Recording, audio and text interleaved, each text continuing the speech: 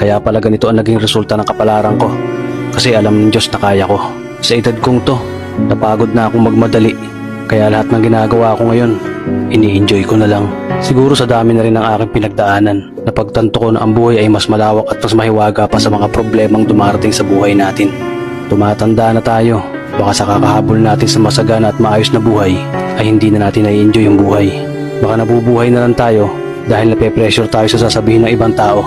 Marami na rin akong mga naging maling desisyon sa buhay, pero lahat yun nagsilbing aral sa akin at natuto ako sa mga pagkakamali ko. May mga taong sobra nating mamahalin at bibigyan ng halaga, pero ibabalik lang sa atin ay kabiguan at matinding trauma.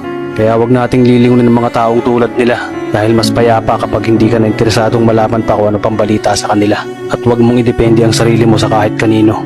Tandaan mo, kahit sarili mong anino, iiwan ka din nito kapag madilim na ang paligid mo. Kailangan nating matutunan na huwag ikumpara ang sarili natin sa iba dahil hindi natin laban ang laban nila. Karera mo to, di nila karera. Dahil ang buhay ay hindi naman nasusukat sa kung sino ang mayaman, kundi kung sino ang payapa. Kaya galingan mo lang palagi tol dahil napakaraming tao mapanghusga, hihilahin ka pababa at lagi mo tong tatandaan.